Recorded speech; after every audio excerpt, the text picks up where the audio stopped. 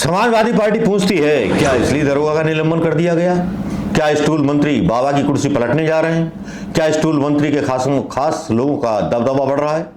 सवाल राजनीतिक हलकों में गूंज रहे हैं। अपनी ड्यूटी को ईमानदारी से अंजाम देने वाले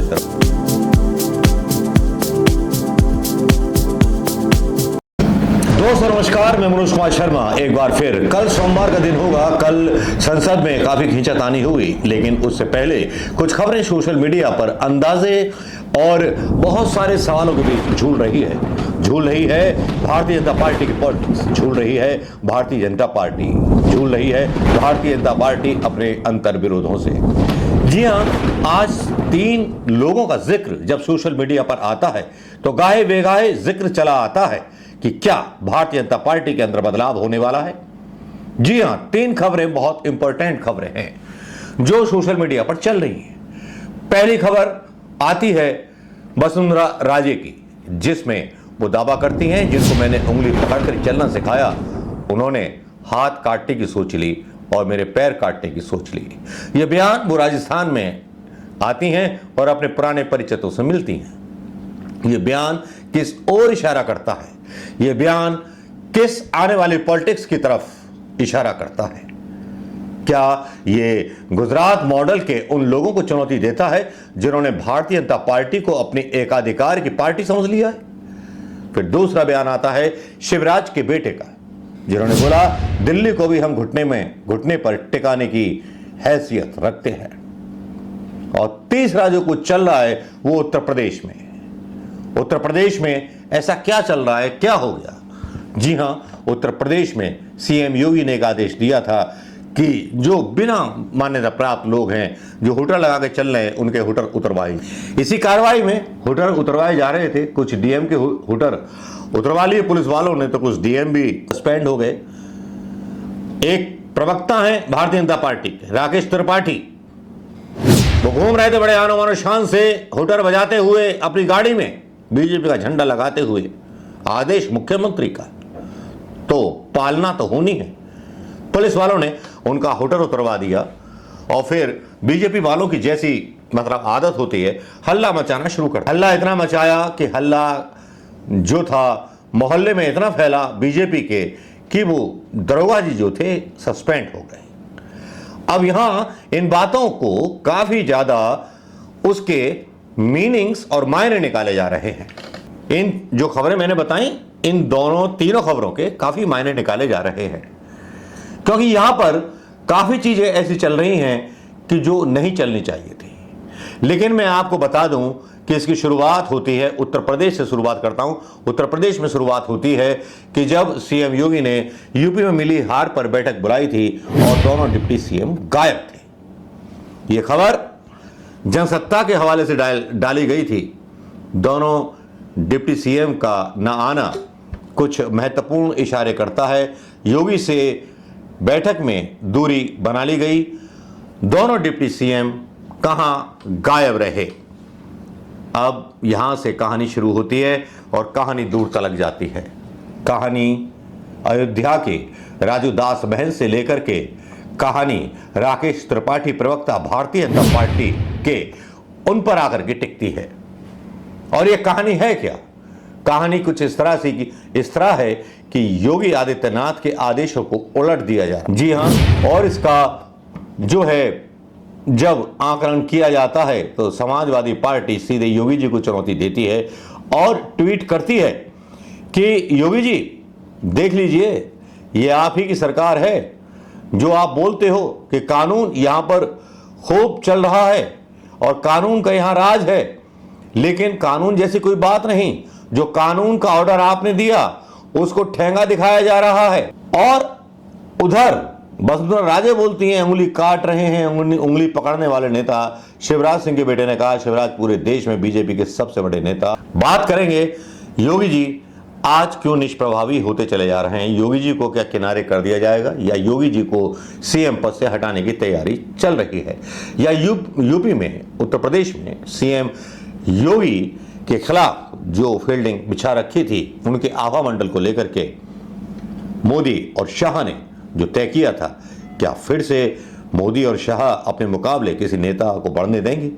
क्योंकि आप साफ समझिए कि हरियाणा में जो बिठाए गए मुख्यमंत्री वो पिट्ठू मुख्यमंत्री हैं, छत्तीसगढ़ में पिट्ठू मुख्यमंत्री, राजस्थान में पिट्ठू मुख्यमंत्री, क्या और मध्य प्रदेश में ऑलरेडी, क्या ये ऐसे नेता हैं कि अपने बल पर भारतीय जनता पार्टी को चुनाव जिता सकते हैं? क्या इनको सीएम बनने से पहले कोई जानता था?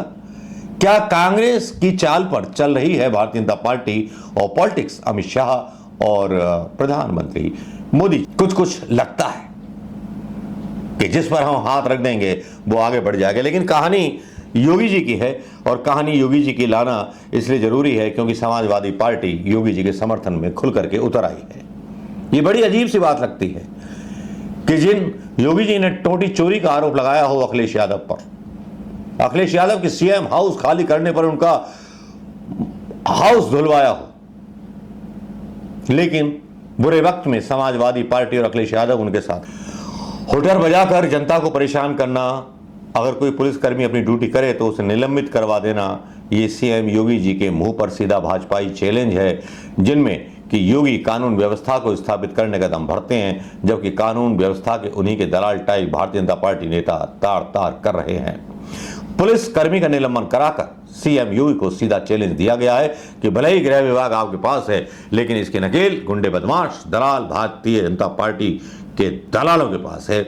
समाजवादी पार्टी का ये मीडिया सेल ट्वीट करता है और इससे कुछ मायने और गहरे निकाले जाने लगते हैं। एक लेटर भी ट्वीट करते हैं समाजवादी पार्टी की मीडिया का सेल, जिसमें कहा जाता है कि योगी जी, ये आपके प्रशासन पर भारतीय जनता पार्टी का तमाचा है।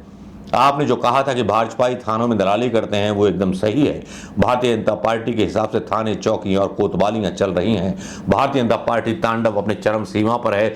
एक दो कौड़ी के मामूल से प्रवक्ता द्वारा किसी पुलिसकर्मी जो अपनी ड्यूटी कर रहा था उसे निलंबित करवा देना आपके शासन प्रशासन पर सवालिया निशान उठा रहा है। आपके दलाल भाजपा प्रवक्ता पुलिसकर्मियों से अपनी अटैची उठवाएगा। आपके दलाल भारतीय जनता पार्टी प्रवक्ता वीआईपी ट्रीटमेंट मांगेगा और नाम मिलने पर निलंबित करवा देगा। शर्म कीजिए योगी जी, शर्म कीजिए। राकेश त्रिपाठी का एक लेटर सामने आता है जिसमें वो लिखते हैं, एयरपोर्ट के निकट उपनिरीक्षक आशुतोष त्रिपाठी द्वारा अभद्रता किए जाने के संदर्भ में त्रिपाठी जी की साथ अभद्रता त्रिपाठी जी नहीं करती। सादर अवगत कराना है कि मैं राकेश त्रिपाठी भारतीय जनता पार्टी का प्रवक्ता हूं। दिनांक 22/6/2024 को श्री ग्रीन नगर से परिवार के साथ लखनऊ वापस लौटा। तकरीबन शाम 6:30 बजे एयरपोर्ट के निकट उप निरीक्षक आशुष त्रिपाठी द्वारा गाड़ी रोककर जांच के नाम पर मेरे परिवार पर मुझसे दुर्व्यवहार किया गया। अतः आपसे अनुरोध है कि इसके खिलाफ कार्रवाई की जाए। लेकिन ये बात क्या थी? इसमें कुछ कहानी आई है जो समाजवादी पार्टी का मीडिया सेल ट्वीट कर रहा है। वो बोल रहा है, आपका ये दलाल भारतीय जनता पार्टी का प्रवक्ता पुलिसकर्मियों से अपनी अटैची उठवाएगा।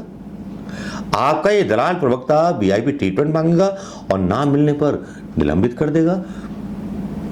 क्या त्रिपाठी से अटैची उठवाना और ये सब उस कहानी का हिस्सा था, या इस कहानी को बताया गया कि होटल उतरवा दिया, ये करवा दिया, फलाना करवा दिया, ये कुछ घटनाएं बुनी गई? लेकिन इसके बारे में एक बात तो तय है कि ये जो क्या कहते हैं प्रवक्ता जी हैं, ये केशव प्रसाद मौर्य के बहुत खास और लॉबिंग कर रहे हैं योगी जी के खिलाफ उत्तर प्रदेश में।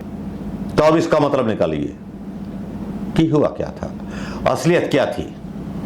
केशव प्रसाद मौर्य पर खुद कई आपराधिक मुकदमे हैं, खैर योगी पर भी थे, हटवा लिए।